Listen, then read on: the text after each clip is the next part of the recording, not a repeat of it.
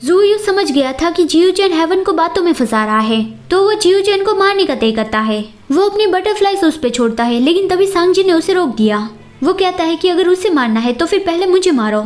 ज़ूयू smile करता है और कहता है कि नहीं, मैं चाहता हूँ कि तुम मुझे अपने सारे फ्रेंड्स को मारते देखो। लेकिन तभी वहाँ पे बहुत बड़ा धमाका हुआ, सबने उस ओर देखा तो वहाँ पे सांगियन और येली आ गए थे। जियोचेन खुश हो गया कि आखिरकार वो लोग कामयाब हो ही गए। और हेवन सोचता है कि इम्पॉसिबल, कोई भी मेरे थंडर को कभी नहीं तोड़ पाया। क्या ये सच में नया हेवन है? क्या मुझे हेवन की पोजीशन से निकाल दिया गया है? डरो मत हेवन, तुम अब भी हेवन हो, ये बस येली है जिसकी डिवाइन पावर्स बढ़ गई है। सांगियन येली को कांग्रेचुलेट करता है और येली भी कहता है कि क्या सच में मेरी सारी डिवाइन पावर्स वापस आ गई?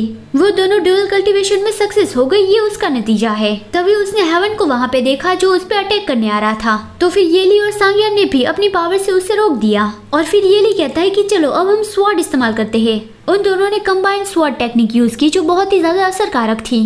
हेवन दर्द की वजह से चिल्लाने लगा। दूसरी ओर ज़ूयू सांगजिन और जियोचेन पे नजर रख रहा था और वो सोच रहा था कि इस तरह से तो वो दोनों हेवन को हरा देंगे, क्योंकि उसके सामने हेवन की डिवाइन पावर्स इनफ नहीं है। जियोचेन छुपके से भागने की कोशिश करता है, लेकिन ज़ूयू ने उसे रोक लिया। सांगजिन चिल्लाता है कि गॉड एम्परर को टच करने की हिम्मत भी मत करना। ज़ूयू कहता है डरो मत, मैं उसे नहीं मारूंगा, मैं बस उसकी मदद करना चाहता हूँ ये चेक करने में कि उसका बेटा उसे कितना प्यार करता है।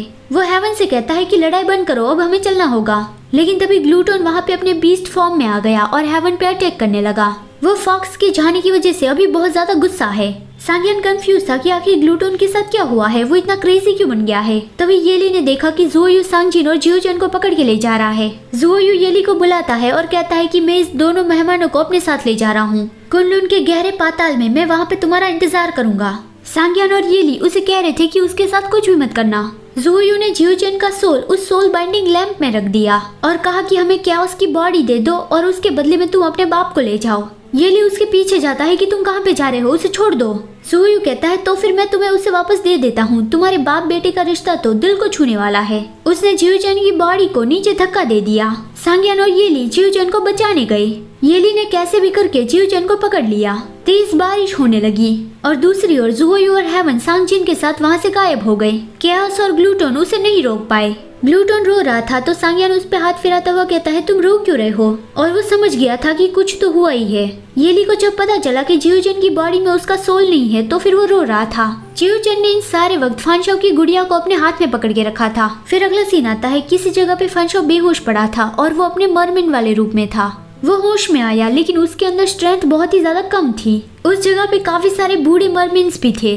ज़ूयू ने ही मिंजू को कहा था कि वो फानशाओ को यहाँ पे ले आए। फानशाओ भी जहाँ पे बैठा है वहाँ पे मरमेंट क्लैन के पुराने राजा की कब्र है और उसकी सारी पावर्स भी है, लेकिन उस शाही कब्र के ऊपर एक प्रोटेक्टिंग कर्स लगा हुआ है। कोई भी अगर उसके पास जाएगा तो वो डिस्ट्रॉय हो जाएगा। तो सारे ओल्ड मरमेन यही मान रहे हैं कि फानशाओ के अंदर शायद रॉयल ब्लड होगा, मतलब कि वो शायद पुराने राजा की फैमिली से होगा, क्योंकि फानशाओ भी पुराने राजा की कब्र पे बैठा है और उसे खोलने की कोशिश कर रहा है। अगर वो रॉयल ब्लड नहीं होता तो फिर वो 100 बार डिस्ट्रॉय हो चुका होता। वो लोग तो कहने लगे कि हमें हमारा नया राजा मिल गया, उसे सारी पावर्स मिलने के बाद हम उसे नया राजा बना देंगे। मरमेंट क्लैन का जो पुराना राजा था उसे काफी सारे डिवाइन और मैजिकल टूल्स को इकट्ठा करना बहुत ही अच्छा लगता था, तो इस तरह से उसके खजाने में काफी सारी ऐसी डिवाइन आइटम्स होगी। ज़ूयू ने मिंजू को यहाँ इसलिए भेजा है ताकि वो फानशाओ के बदले उसे जो डिवाइन आइटम चाहिए वो उसे मिल जाए। मिंजू अभी इन मरमेन को ये बता नहीं रहा है कि फानशाओ भी जिंदा नहीं है, वो एक गोस्ट कल्टीवेटर है। उसे डर लग रहा था कि शायद फानशाओ सक्सेस नहीं हो पाएगा,